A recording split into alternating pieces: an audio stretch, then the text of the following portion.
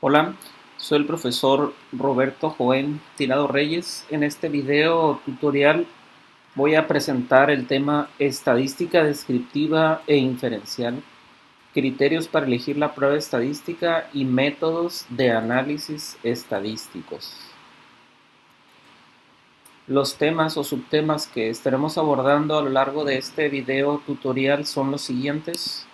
Número 1, introducción. 2, estadística descriptiva e inferencial.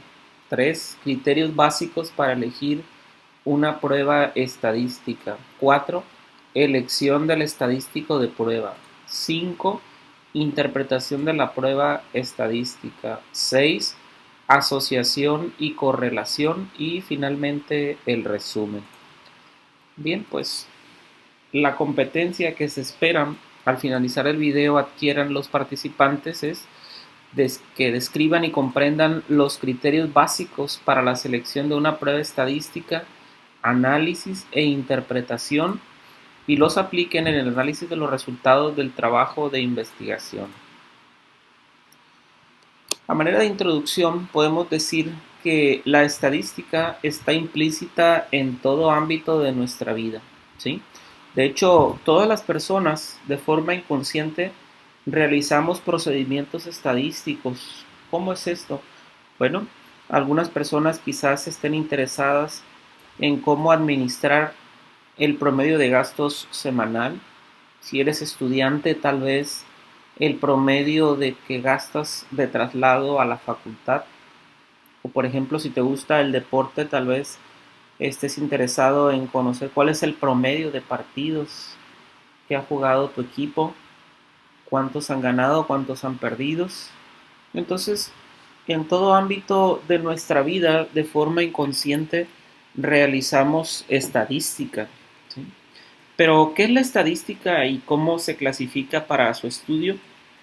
La estadística comprende una serie de procedimientos y todos estos están relacionados a la recopilación, la organización, resumen de datos y la estimación de inferencias acerca de un conjunto de datos cuando solo se estudia una parte de ellos. De hecho, algo que es importante señalar es que cuando los datos que nosotros analizamos en los trabajos de investigación provienen de las ciencias de la salud, se le denomina bioestadística, ¿sí? Cuando los datos se obtienen o son a partir de mediciones de las ciencias de la salud, se le denomina bioestadística. Y entonces para su estudio la vamos a dividir en estadística descriptiva y estadística inferencial. La estadística descriptiva es la parte de la estadística que sintetiza y resume la información contenida en un conjunto de datos. Por tanto, un análisis descriptivo consiste en clasificar, representar y resumir los datos. Por otra parte, la estadística inferencial consiste en un conjunto de métodos estadísticos que permiten deducir cómo se distribuye la población e inferir las relaciones entre variables a partir de la información que proporciona la muestra recogida. Entonces, a manera de síntesis, podemos decir que la estadística comprende una serie de procedimientos relacionados a la recopilación, la organización y resumen de los datos, ¿sí? Y trata de estimar inferencias acerca de un conjunto de datos cuando se realizan asociaciones entre variables y que cuando esos datos provienen de las ciencias de la salud se le denomina bioestadística. Muy bien. Pero, ¿qué criterios utilizaremos nosotros para elegir una prueba estadística? ¿Cómo es que nosotros vamos a decidir o a decantar por qué prueba estadística vamos a elegir para realizar nuestro trabajo de investigación? ¿Qué criterios debemos de manejar? Bueno, en primer lugar, el nivel investigativo. Dependiendo del tipo de estudio que nosotros vayamos a realizar, ya sea descriptivo, relacional, explicativo, predictivo, explicativo, bueno, de eso dependerá en parte la elección del estadístico de prueba. Además del propósito del estudio, ¿cuál va a ser el propósito de nuestro estudio? ¿Solamente será medir prevalencias, incidencias? hacer predicciones, tratamientos. El tipo de investigación que vayamos a realizar será observacional, experimental, será prospectiva, retrospectiva, transversal, longitudinal, analítica. El diseño también del trabajo de investigación. ¿Será acaso un diseño epidemiológico donde nos interese estudiar el comportamiento de las enfermedades en seres humanos? ¿Será acaso un estudio experimental, un estudio ecológico? ¿Será un diseño para validación de instrumentos? Otro punto importante es la escala de medición de las variables. La escala de las variables, si son nominales, ordinales, de intervalo, de razón, discretas, continuas. Y finalmente el último criterio para elegir un estadístico de prueba será su distribución y la igualdad de varianzas. Son criterios que nosotros debemos de conocer para poder elegir un estadístico de prueba, pero vayamos más a fondo en esto, ¿sí? Decíamos que la estadística descriptiva la vamos a dividir en estadística descriptiva y estadística inferencial. Si nosotros queremos describir variables cualitativas y cuantitativas, pues utilizaremos estadística descriptiva y específicamente en el caso de las variables cualitativas las vamos a describir con frecuencias y porcentajes y las variables cuantitativas con medidas de tendencia central y de dispersión. ¿Cuáles son estas? Pues media, mediana, moda y de dispersión, pues la varianza y la desviación estándar. Pero si nosotros lo que pretendemos en nuestro estudio es hacer asociaciones y describir esas asociaciones, estimar parámetros, bueno, en ese caso vamos a ver que existen pruebas que se ajustan a un parámetro y le llamamos paramétricas, y pruebas estadísticas de libre distribución o que no se ajustan a un parámetro. En el caso de las pruebas estadísticas paramétricas, ahí vamos a encontrar a la T de student, la T para una muestra, T para muestras independientes, T para muestras relacionadas, ANOVA, y si queremos correlacionar, pues el R de Pearson.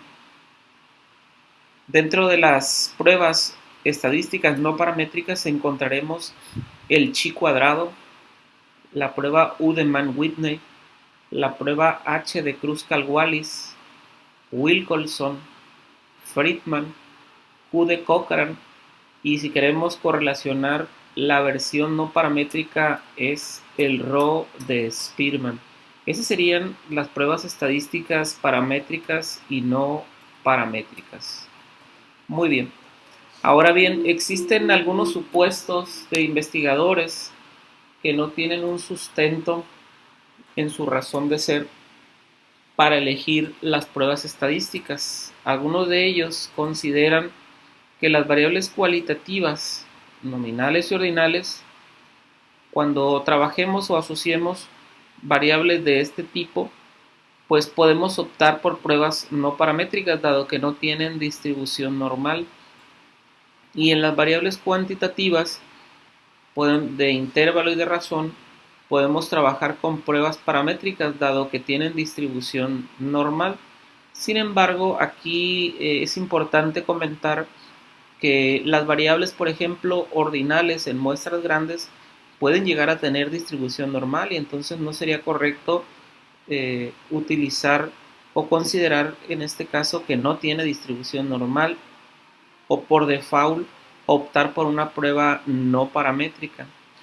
Y también puede darse el caso de que nosotros en nuestro propósito del trabajo de investigación pretendamos asociar una variable cualitativa con una cuantitativa y entonces estaríamos desfasados del criterio de los investigadores. Ahora bien, no todas las variables cuantitativas llegan a tener distribución normal, entonces no sería prudente que por el simple hecho de ser una variable cuantitativa optáramos por pruebas paramétricas y asumir que por el hecho de ser cuantitativa tiene distribución normal esa o esas variables que vamos a estudiar. Muy bien, por eso entonces ¿Cómo nosotros vamos a determinar si las variables que vamos a asociar tienen o no tienen distribución normal?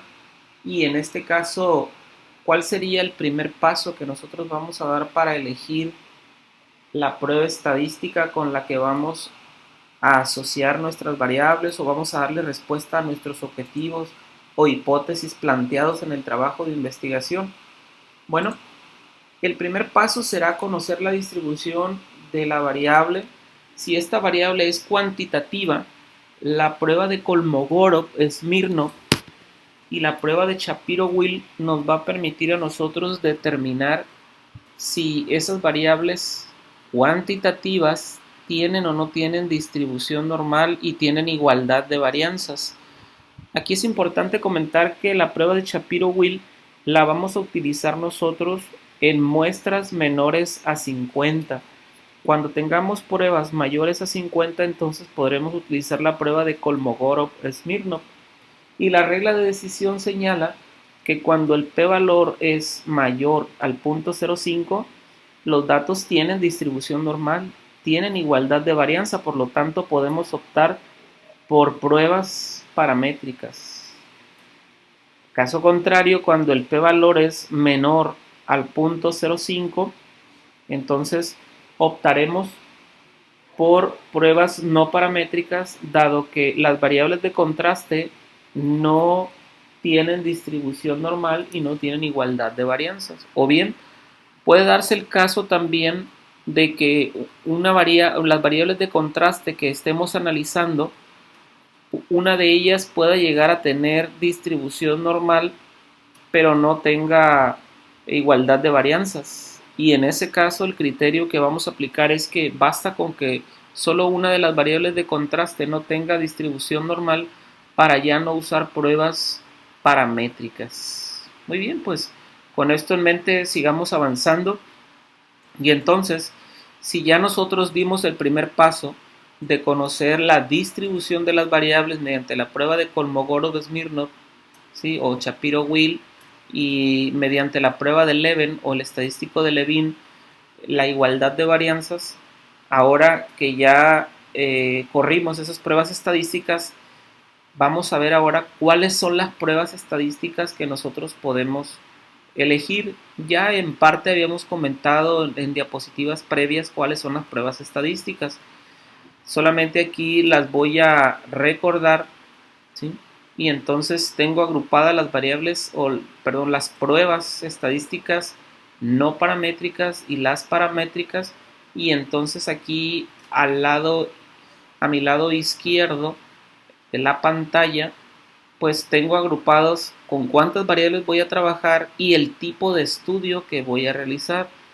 Si se trata de un estudio transversal donde solamente voy a medir las variables en una sola ocasión y tengo una variable de interés y esa variable es nominal dicotómica, pues puedo trabajar muy bien con el chi cuadrado o la prueba de bondad de ajuste binomial. Si esa variable es nominal politómica, puedo seguir trabajando muy bien con el chi cuadrado y la prueba de bondad de ajuste, ¿sí? Ahora bien, si tengo una variable ordinal, pues puedo trabajar todavía muy bien con chi cuadrado y la prueba de bondad de ajuste. Eso es cuando tengo una sola variable. Pero cuando yo ya voy a asociar dos o más variables, si tengo dos variables y las quiero asociar y las dos variables son nominales dicotómicas, puedo seguir trabajando con el chi cuadrado de homogeneidad o la corrección de Y o el test exacto de Fisher, ¿sí? Si esas dos variables que yo quiero asociar son nominales politómicas, puedo seguir trabajando muy bien con el chi cuadrado de homogeneidad. Ahora bien, si yo tengo dos variables, pero esas dos variables, una es cuantitativa y la otra es cualitativa nominal dicotómica, puedo trabajar muy bien y no cumplo en este caso con el supuesto de normalidad e igualdad de varianzas con la prueba de U de Mann-Whitney. Muy bien, ahora en caso de que tenga yo más de dos variables que quiero asociar y esas dos variables son nominales dicotómicas, puedo seguir trabajando con el chi cuadrado Si esas variables son nominales politómicas, también las puedo tratar con el chi cuadrado. Pero ahora bien, si yo quiero asociar más de dos variables y en este caso, por ejemplo, tengo una variable cuantitativa y una variable nominal eh, politómica o tal vez una ordinal, entonces puedo trabajar con H de Kruskal-Wallis. Y cada una de estas pruebas que comento tiene una versión paralela o paramétrica, y en este caso, por ejemplo, si mi variable fuera una variable cuantitativa, ¿sí? Y que cumplí ya con los supuestos de normalidad, pues puedo trabajar con T de student para una muestra, y entonces tal vez eh, en este tipo de estudios me interese, por ejemplo, conocer si hay diferencias de un parámetro poblacional con uno que yo voy a medir en mi estudio y voy a compararlo, ¿sí? Tal vez existe diferencia, por ejemplo, del promedio de peso de las personas en algún estado de la República comparado con el promedio nacional. O, por ejemplo, si la mido de forma cualitativa, tal vez habrá diferencias de la prevalencia de dengue en algún estado de la República comparado con la prevalencia nacional, y entonces puedo trabajar muy bien con el chi cuadrado. Ahora bien, si yo quiero asociar una variable cuantitativa con una variable nominal dicotómica y cumplo los supuestos de normalidad e igualdad de varianzas, pues puedo trabajar con T de student para muestras independientes. Si no cumplo los supuestos, pues trabajo con U de Mann-Whitney. Ahora bien, si yo quiero asociar una variable cuantitativa con otra variable nominal politómica u ordinal con más de dos opciones de respuesta, cumplo los supuestos de normalidad e igualdad de varianzas, entonces trabajo con ANOVA. ANOVA de un factor intersujetos. Pero si no cumplo los supuestos, trabajo con H de Kruskal-Wallis. Seguimos avanzando. Ya analizamos cuando el estudio es transversal, pero ¿y en el caso de los estudios longitudinales? Bueno, si mi interés en mi estudio es, por ejemplo, medir un antes y un después, ¿sí? Y tengo, por ejemplo, una variable, ¿sí? O en este caso, pues voy a medir un antes y un después, y esa variable es nominal dicotómica, puedo trabajar con el chi cuadrado de McNemar para medir un antes y un después. Y tal vez mi estudio, por ejemplo, habrá diferencias tal vez de las sibilancias posterior a la nebulización, y entonces mido cómo estaba antes el paciente y cómo está después de la nebulización. Si quiero hacer otro estudio y tal vez necesito asociar, medir un antes y un después, y la variable es nominal politómica, puedo trabajar con Q de Cochrane, ¿sí? Si yo quiero medir, por ejemplo, un antes y un después y mi variable es ordinal, puedo trabajar con Wilcoxon, ¿sí? Si mi estudio es longitudinal, pero yo quiero medir en más de dos ocasiones, hacer un seguimiento, pues, no solo me interesa medir un antes y un después, sino me interesa medir antes, después y seguir haciendo mediciones, y se trata de una variable nominal dicotómica, puedo trabajar con Q de Cochrane. Si se trata de una variable nominal politómica, puedo seguir trabajando con Q de Cochrane. Más de dos mediciones, entonces, y es ordinal, Friedman me puede funcionar muy bien. O si se trata de una variable nominal politómica, ¿sí? Puedo trabajar también con Friedman. Ahora bien, si yo lo que quiero es medir un antes y un después, pero estas variables no son cualitativas, sino son cuantitativas. Acá eran cualitativas, acá son cuantitativas, ¿sí? Y cumplo en este caso con los supuestos de normalidad, entonces trabajo con T para muestras relacionadas. Quiero medir un antes y un después. Tal vez, por ejemplo, habrá diferencias del promedio de peso después de una intervención psicológica, educativa y de dieta y ejercicio. Pues puedo trabajar con T de Student, Si no cumplo los supuestos de normalidad, trabajo con Wilcoxon. Si quiero hacer, por ejemplo, medidas repetidas, quiero hacer más de 2 mediciones, seguimientos, entonces si cumplo los supuestos de normalidad, trabajo con ANOVA para medidas repetidas. Si no cumplo los supuestos de normalidad, pues trabajo con Friedman. Muy bien, eso es cuando yo quiero asociar, pero ¿y qué hay de las correlaciones? Cuando mi interés en mi estudio es, por ejemplo, correlacionar una variable en función de la otra y mi variable es cualitativa ordinal, entonces puedo optar por un tau b o un tau c.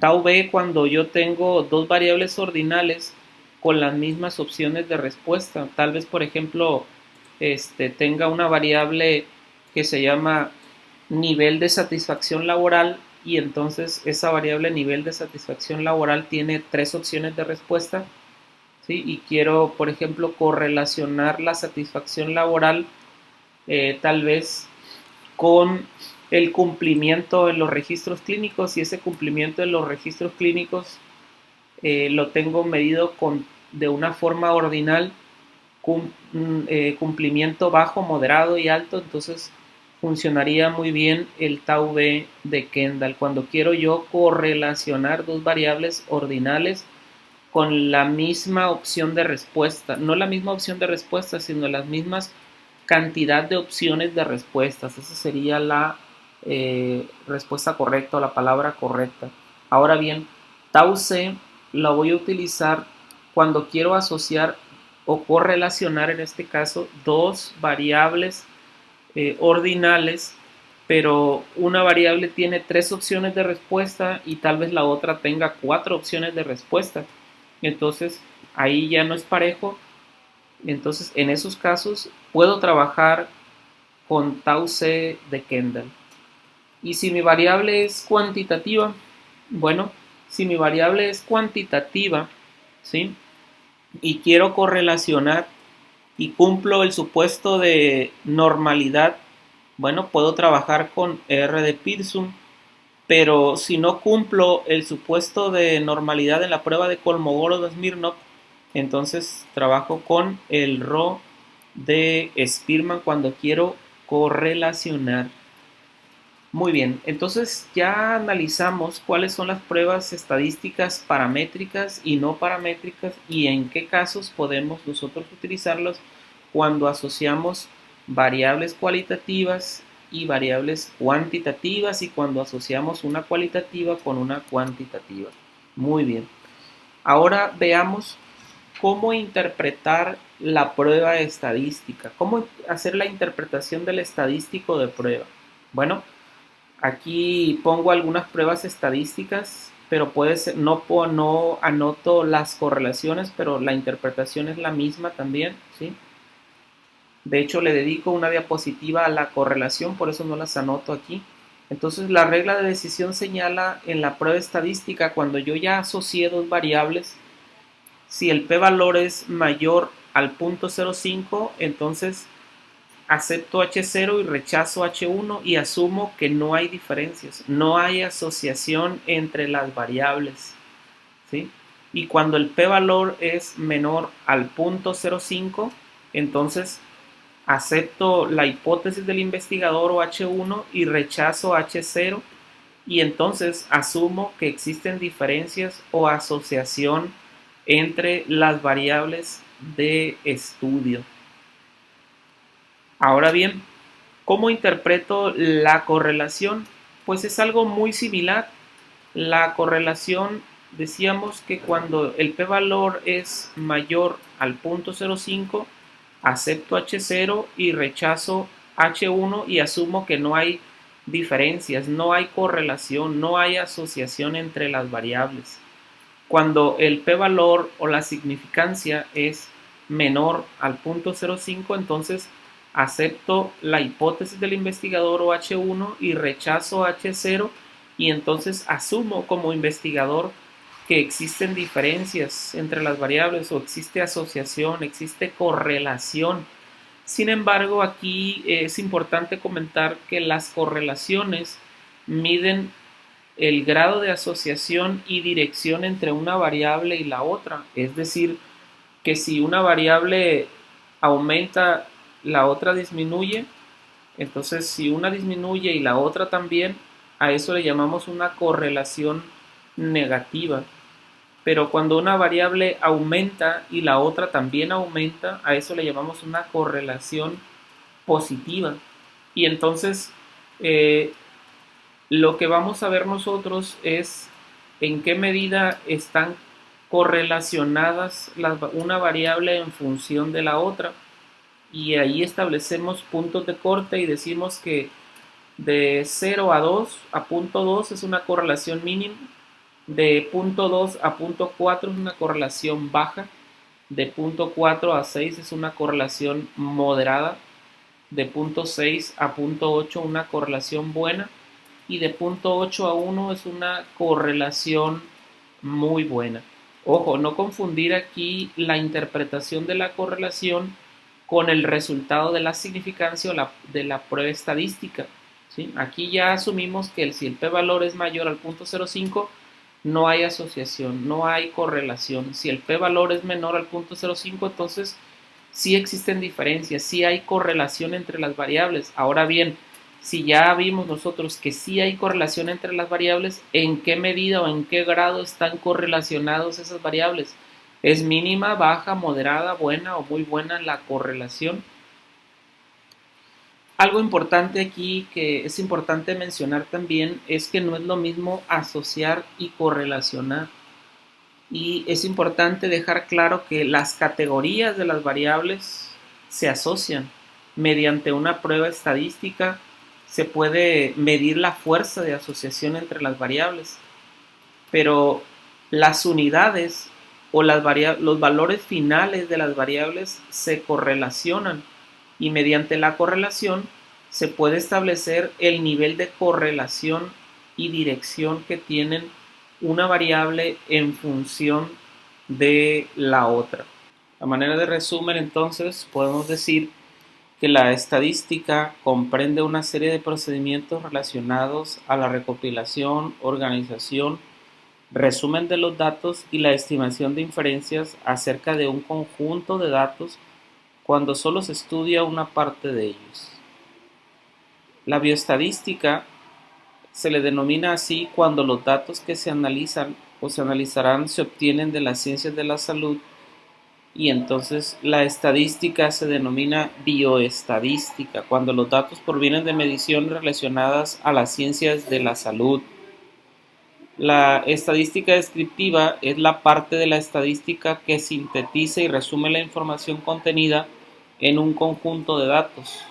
Por tanto, un análisis descriptivo consiste en clasificar, representar y resumir los datos. En el caso de la estadística inferencial, estudiamos que comprende un conjunto de métodos estadísticos que permiten deducir cómo se distribuye la población e inferir las relaciones entre las variables a partir de la información que proporciona la muestra recogida. Y además estudiamos los criterios para seleccionar una prueba estadística y señalamos que los criterios son el nivel investigativo, el propósito del estudio, el tipo de investigación, el diseño, la escala de medición de las variables, la distribución de los datos e igualdad de las varianzas. ¿Sí?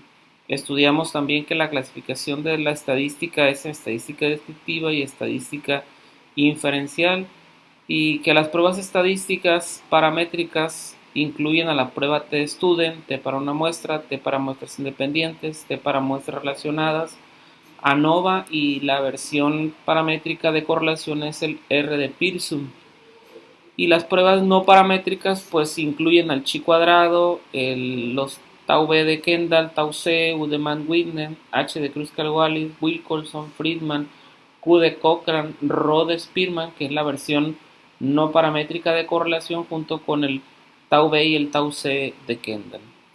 Y que también es importante que interpretemos la distribución de la igualdad de varianzas, y que cuando el p-valor es mayor al punto 0,5 en la prueba de Kolmogorov, los datos tienen distribución normal, y cuando el p-valor es mayor al punto 0,5 En el estadístico de Levin, los datos son homogéneos y se acepta H0 y rechaza H1. Y la interpretación de los procedimientos estadísticos se realiza de la siguiente forma. Cuando el p-valor es menor al 0.05, se acepta H1 y rechaza H0 y se asume que existe asociación y que existen diferencias entre las variables de contraste y que asociación y correlación no es lo mismo, que las categorías de las variables se asocian y las unidades de las variables se correlacionan. Bien, algunas de las referencias que dan sustento al video tutorial son las siguientes y por su atención muchas gracias. Nos vemos en el siguiente video tutorial.